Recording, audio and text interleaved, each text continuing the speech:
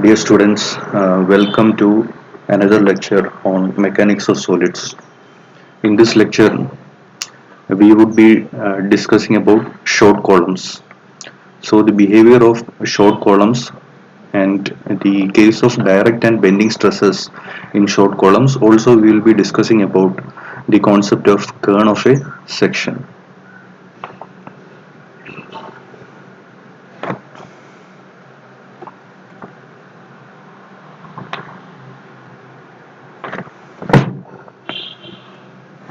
So this is again part of module 5. The topic is short columns, and we would be dealing with direct stress. Second one is bending stress, and the next topic we would be dealing is kern of a section, or you can call it as core, or you can call it as kernel. So different names are there for this. So let us try to see what this is.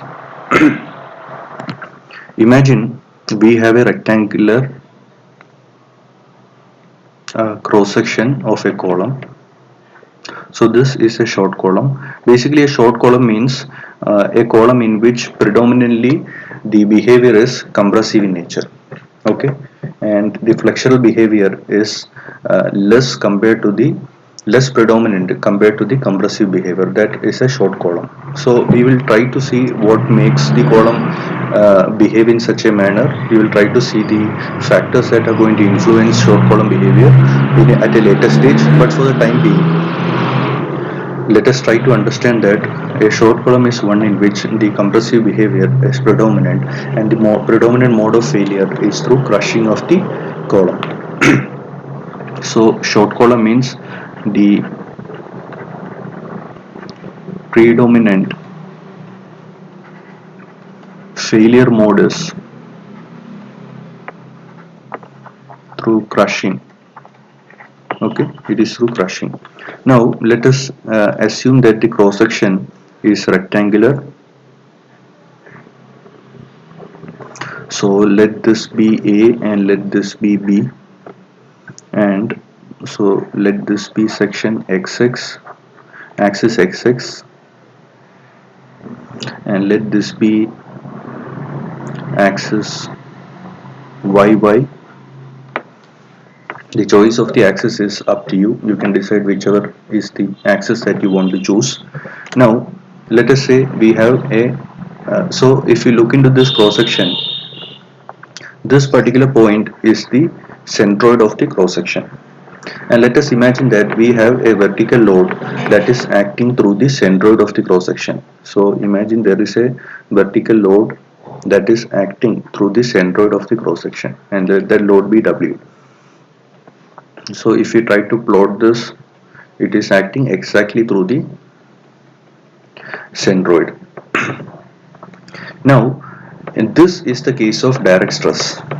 Okay, now if you try to plot the stress that is acting at the bottom of this particular column, or if you try to plot the stress that is going to act at any cross section of this column, what we will see is that the stress is going to be exactly uniform.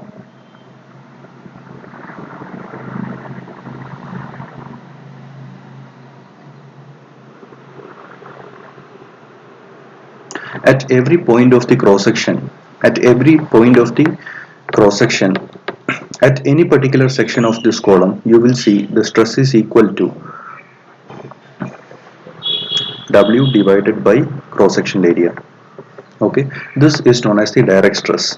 It is nothing but we are assuming it has the average stress, and the stress is equal to W by A when the load is acting exactly through the centroid of the cross section. That is, it is a concentric load. So this kind of a loading is known as concentric loading. That is, the load is acting exactly through the centroid of the cross section.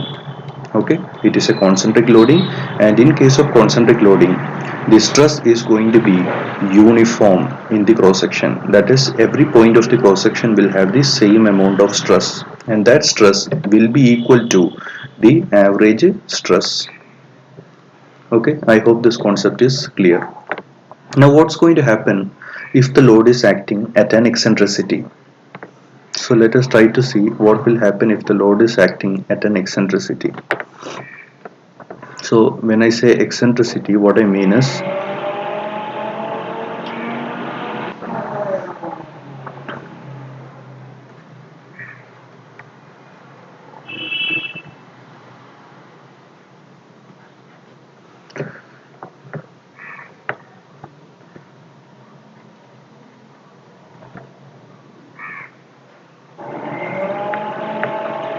so here let us assume that the load is acting somewhere here, and it makes a distance of E, offset E from the axis.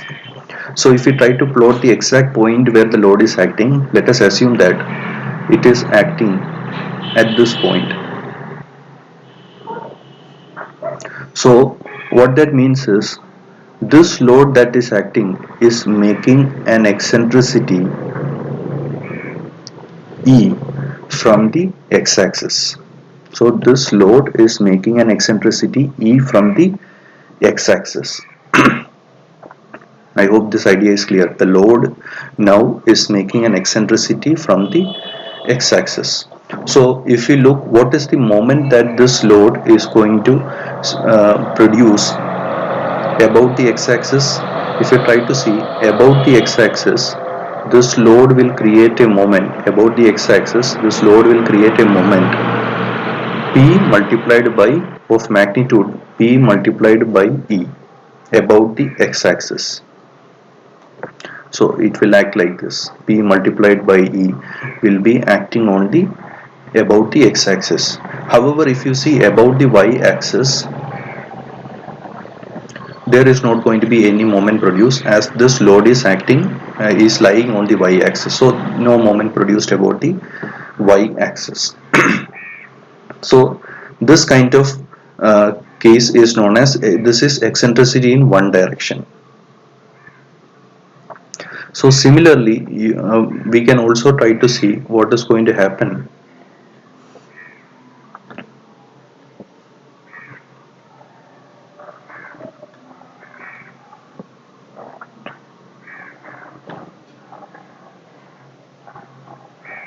For example, if there is an eccentricity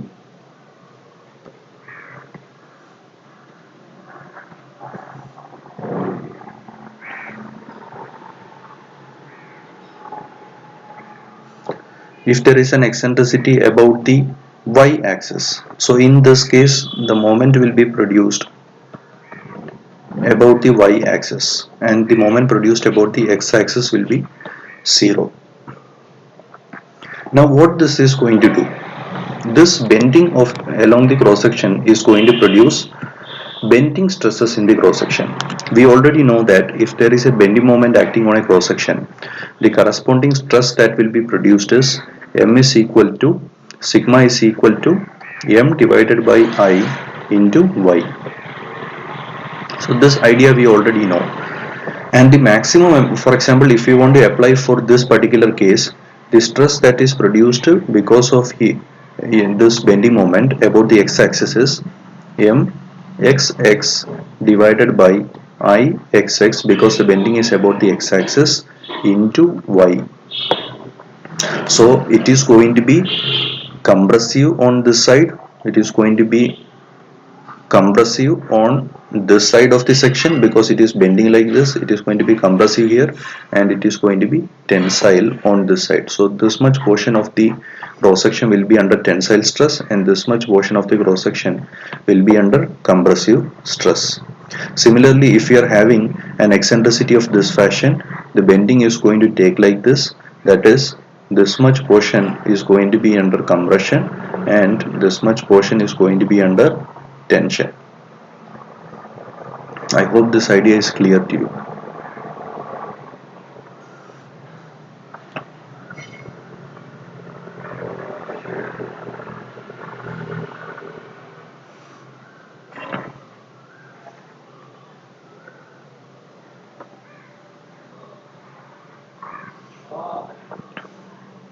Okay, so this is the stress. Sigma is equal to mxx divided by. Now, if you want to calculate the maximum amount of the stress, obviously the stress is y is the distance from the neutral axis.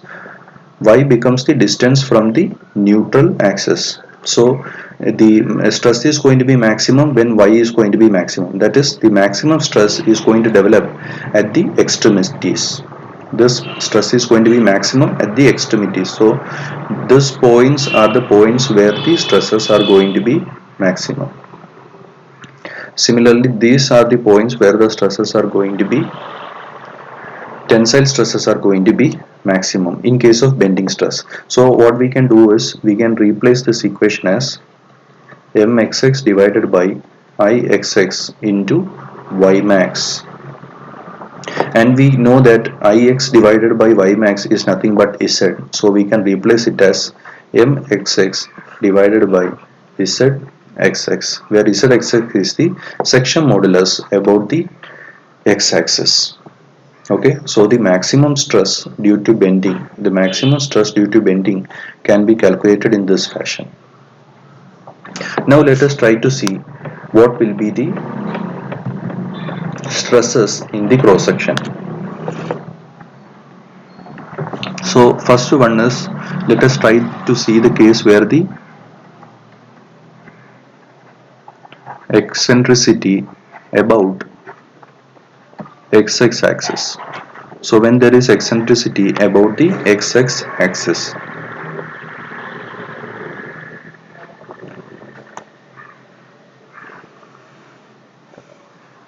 so let this be our x-axis axis and let this be y axis, let this be b, let this be a. So what we are going to have is, we are having an eccentricity like this. So the load is acting here and this distance, as we know, is e. So the bending, as we know, is going to take place in this fashion. The area of compression, the area of tension is marked in yellow. This entire portion is going to be in tension, whereas the remaining portion is going to be in compression. Now, so this will be in tension, and this entire region marked in yellow will be in tension, and this entire region that is in white is going to be in compression. Now the magnitude of the maximum stresses, the maximum compressive stress is going to be at the extreme points. So from the x-axis, the points that are at extreme distances, this point, all the points that is lying on this corner will be having a stress that will be equal, because they are at the same y max. Similarly, all the points are going to have the maximum stress. So if you consider the maximum tensile stress, all these points which are at equal distance from the x-axis on the other side will be having the maximum tensile stress. And what is going to be the magnitude of this stress? The magnitude of this bending stress, PB, is equal to, how are we going to calculate it? mxx divided by zxx. Okay, mxx divided by zxx, and we already know what is zxx. Zxx is nothing but ixx divided by y max. So that is going to be, in this case,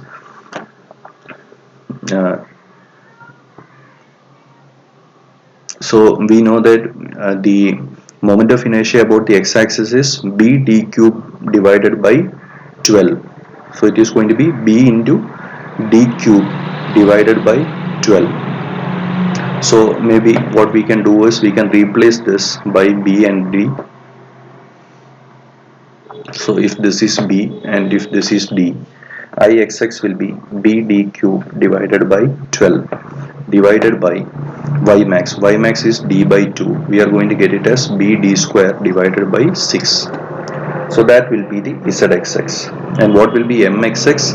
Mxx is going to be W multiplied by E divided by b d square divided by 6. So this will be the final value. You only have to remember this expression. If we know this and we know the where the tension and compression is going to occur, we can do the calculations. Okay, so but know that mx is nothing but the magnitude is w into eccentricity, and zxx is nothing but bd square by 6, which has to be calculated accordingly. And this formula, how it works, the depth is bd cube by 12, b is the breadth and d is the depth. B is that dimension which is parallel to the axis that you are considering, and d is that dimension which is perpendicular to the axis you are considering. I hope this is clear. Now the net stress that is going to act at any point, the net stress will be sum of the direct stress and sum of the bending stress.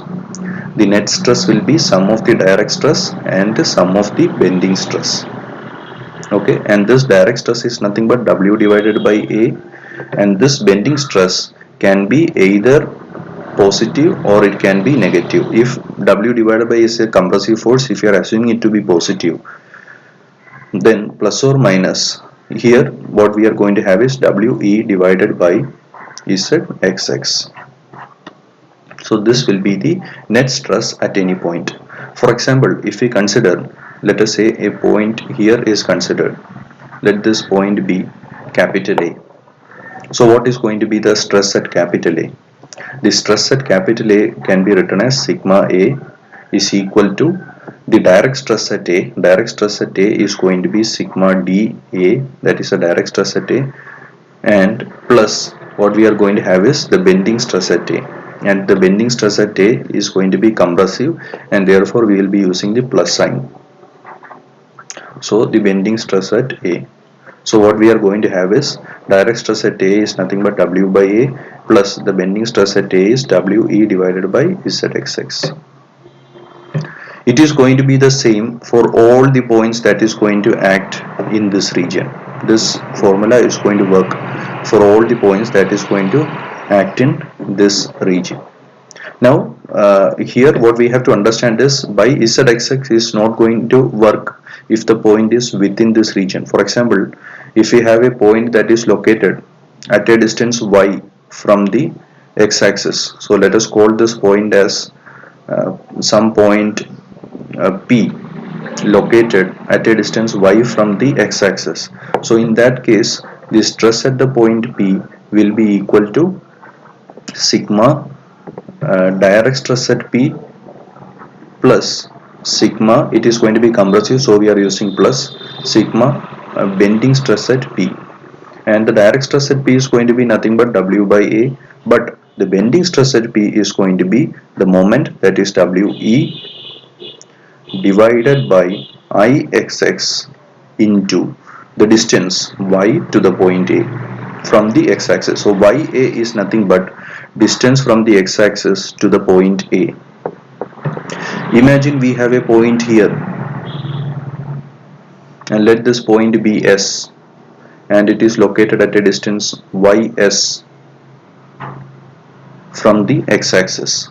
So in this case, sigma at the point S will be equal to sum of direct stress at the point S plus sum of bending stress at the point S. So here what we have to understand is because of the nature of the loading, the region in which S is lying is going to be under tension, and therefore the bending stress is having a tensile nature, so we will be putting a minus sign here, because columns we are assuming compressive stress as positive.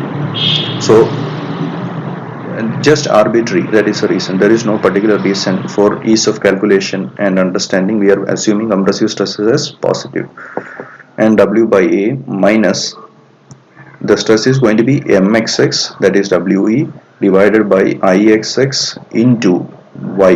Y is the distance to the point S from the xx axis. So this is how we calculate stress at different points, because when there is an eccentricity, that is when there is direct and bending stresses. Now let us further try to see how the magnitude of W is going to affect the nature of the stresses.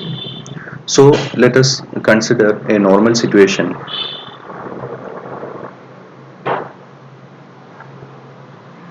So there is loading and there is going to be some eccentricity. So if the loading was concentric, whatever stress that would have occurred is could have been uniform. If the loading was concentric, whatever stress that would have occurred would be uniform and will be equal to sigma d. However, because there is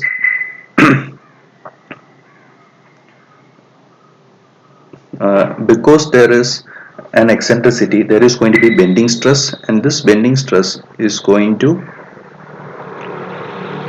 act, it is going to add to the compressive stress on the right side. On the right side it is going to make it compressive, it is going to add to the stress, and on the left side it is going to decrease the amount of stress as it is tensile. So here this will be sigma b and this will be sigma b. So if we calculate the net stress in the cross section, this will be the net stress in the cross section. So if we calculate the net stress in the cross section, this will be sigma minimum and this will be sigma maximum.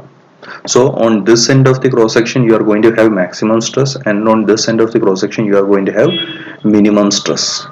Okay, now however the entire cross section is still under compression. So entire cross section is still in compression. Okay, now this will happen when sigma b, the magnitude of sigma b is less than or equal, less than, this is the case when the magnitude of sigma b is less than the magnitude of sigma d. Then when the magnitude of the bending stress is less than the magnitude of sigma d, the entire cross section is going to be in compression. Now let us consider a case, another case. So the loading has increased and consequently the amount of compressive stress that is going to be produced has also increased. So now what is going to happen is, let the direct stress be this. So this is going to be the direct stress sigma d,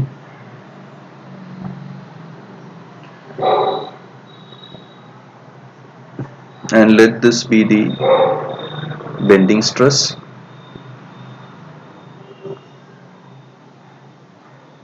Now here what you can see is the direct stress and the bending stress are having equal magnitude, and when the direct stress and the bending stress are having equal magnitude, you will see that the stress at the minimum point is 0 and the stress at the maximum point is going to be the maximum compressive stress, whatever it is.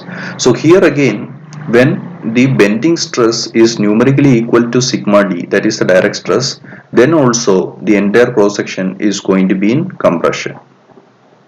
However, this is the maximum limit in which the entire cross section is going to be in compression. Now if we consider another case,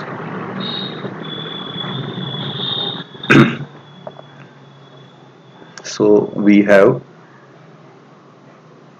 sigma d is here, and let us consider a tensile stress that is very high.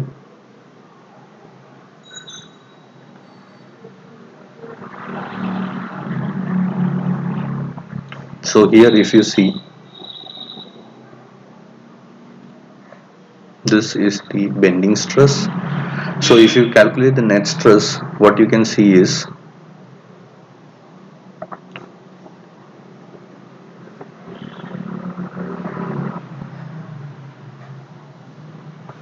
So some portion of the cross section has come under tension. So here the cross section has come under tension. Tensile stress has developed in the cross section, whereas the remaining portion is still under compression. Okay, and we do not want this to happen. As concrete is weak in tension, we do not want tensile stresses to develop in concrete, because concrete is weak in tension. So this is an unavoidable condition. This should be avoided. Therefore we want to see what is the limit of the eccentricity, so that the stress in the cross section remains fully compressive. Okay, so the condition that stress remains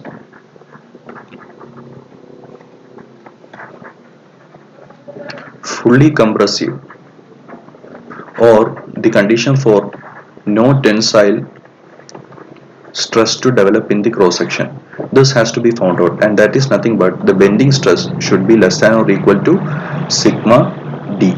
The bending stress, as we know, the maximum value of the bending stress is we, that is mxx, divided by z. Z is going to be zxx, and let us call that as bd square divided by 6, that is zxx, should be less than or equal to sigma d. Sigma d is w divided by a is bd.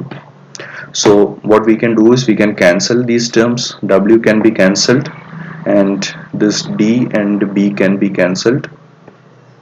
So what we are going to get is the eccentricity should be less than or equal to d divided by 6. So this is the condition for the uh, so if the eccentricity is within, from the x-axis of the load is within d by 6, then there will not be any tensile stress developing in the cross section. Now if you try to see what that means is, if you have a cross section like this, and this is the x-axis and this is the y-axis, so this is d and this is b. So if the maximum limit is here, so this is d divided by 6. So similarly on this side also we can have a limit of d by 6. So if you take together, if you see, this together becomes d by 3. So this is known as the middle third. So if the load is acting at an in the middle third of the cross section along the axis, then there will not be any eccentricity, that is there will not be any tensile stress developed in the cross section. So if the load is acting between any of these extremities, there is not going to be any tensile stress acting in the cross section. A similar thing is going to work. A similar thing is going to work if there is eccentricity about the y-axis. So we can do a similar derivation and see that the limits for eccentricity about the y-axis is it will be it has to be within b by 6. So we can do similar derivation and see. So it has to be b by 6. So these are the points. So if we join this area, we are going to get a rhombus.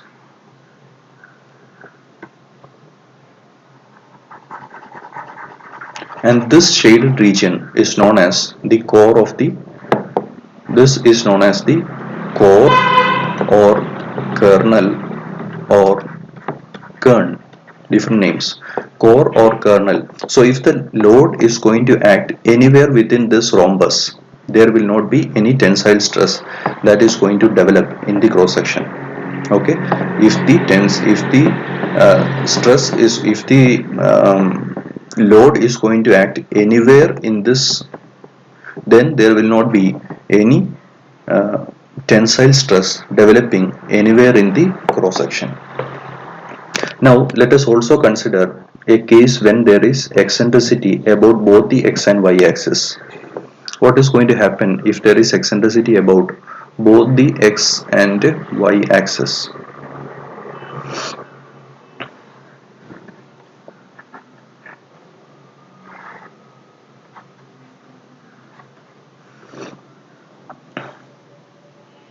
So let this be the point. Let us call it as some point P. So eccentricity about the x-axis, let us put it as Ex, and eccentricity about the y-axis, let us put it as Ey. So what we need to do is, we need to find out the load is acting at this particular point. This is the point where the load is acting, and we want to find the stresses in the four corners. Let us say we want to find the stress in the four corners because of this, the load acting at this eccentricity like this. Okay, we want to find the stress at A, we want to find the stress at B, and we want to find the stress at C, and we want to find the stress at D. Okay, so let this distance be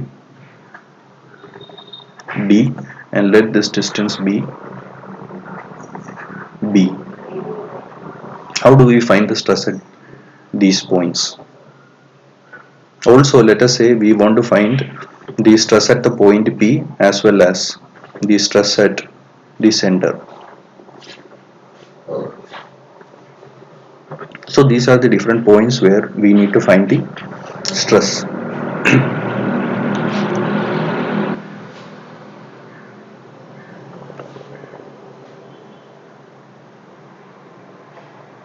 Let us also take some other point.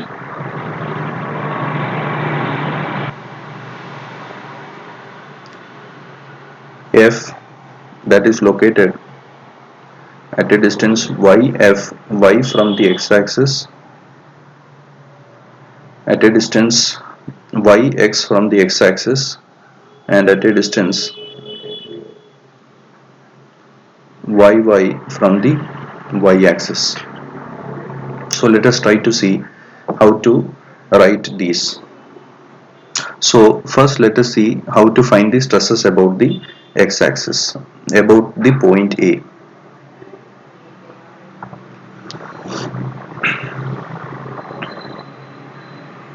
So about the point A, the stress at point A is going to be sum of the direct stress at point A plus the bending stress, the stress due to bending stress about the x-axis plus the stress due to bending stress about the y-axis. Okay, so this will be the net stress at the point A. There is going to be direct stress, there is going to be bending stress about the x-axis due to bending stress about the y-axis. So the direct stress about the point A is definitely going to be W divided by area, plus next is bending stress about the point A. Now when we say bending stress about the point A, first thing what we have to understand is, what we can do is we can put a diagram like this.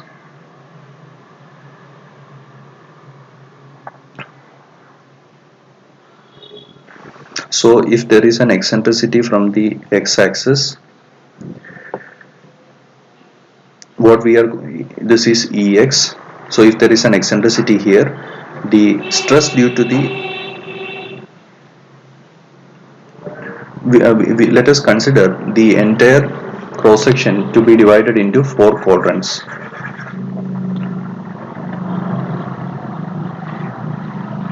We can draw something like this. Let us assume that the entire cross section is divided into four quadrants. Now let us first consider eccentricity about the x-axis. So this is Ex. Now if this is Ex, what is going to happen is this entire region is going to be under compressive stress. So what we are going to do is, the due to the x coordinate, due to the bending moment about the x-axis, it is going to be a compressive stress here, and it is going to be a compressive stress in this quadrant also. Whereas in this quadrant we are going to have a negative stress, and in this quadrant also we are going to have a negative stress. So mark that.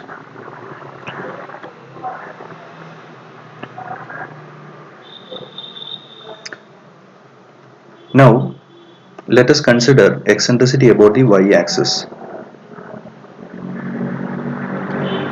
So So if we consider eccentricity about the y-axis, what we can see is this entire portion is going to be under compression. That means due to the y-axis we are going to have a compressive stress here. Similarly, we are going to have a positive stress here, a compressive stress here, and the stress is going to be tensile here, and the stress is going to be tensile here. So once we have this signs available, all we have to do is look at this and write the expression appropriately. So now if we try to write the expression,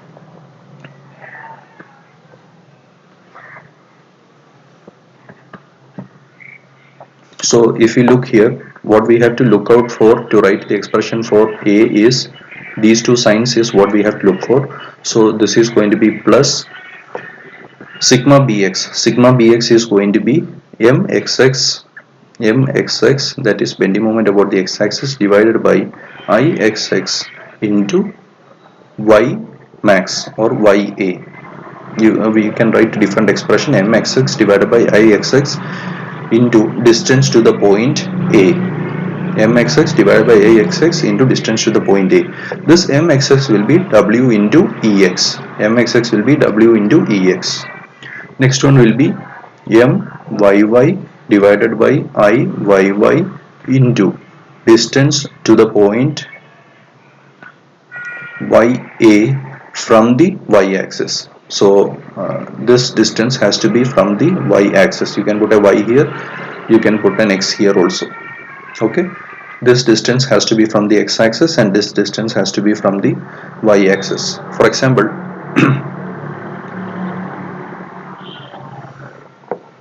this yax distance from the x-axis will be nothing but this will be d divided by 2. Yay, that is distance from the y-axis, that will be b divided by 2. So accordingly we have to write. Similarly, let us try to write it for C. So if we try to write it for C,